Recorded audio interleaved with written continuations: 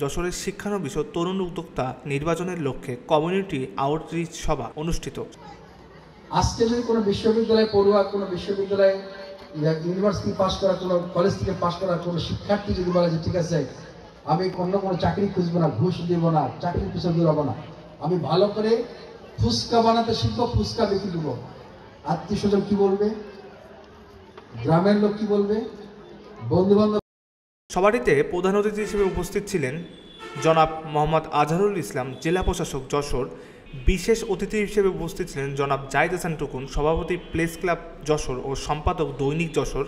আরও উপস্থিত ছিলেন জনাব মেরিনা আক্তার, উপনির্বাহী পরিচালক, জাগরণী চক্র ফাউন্ডেশন যশোর, বাস্তবায়নে জাগরণী চক্র ফাউন্ডেশন জেসিএফ যশোর ও কারিগরি ও আর্থিক সহযোগিতায় পল্লী কর্মসহায়ক ফাউন্ডেশন পিকেএসএ। লজ্জা ভাঙতে হবে, যে লজ্জা ভাঙতে পারবে তার পক্ষে উদ্যোক্তা হওয়া সবচেয়ে সহজ কাজ। আর যার মধ্যে লজ্জা থাকবে যে মানুষ কি বলবে, সে কখনো উদ্যোক্তা হতে পারবে না। আপনারা খেয়াল করে দেখেন যে একজন চটপটি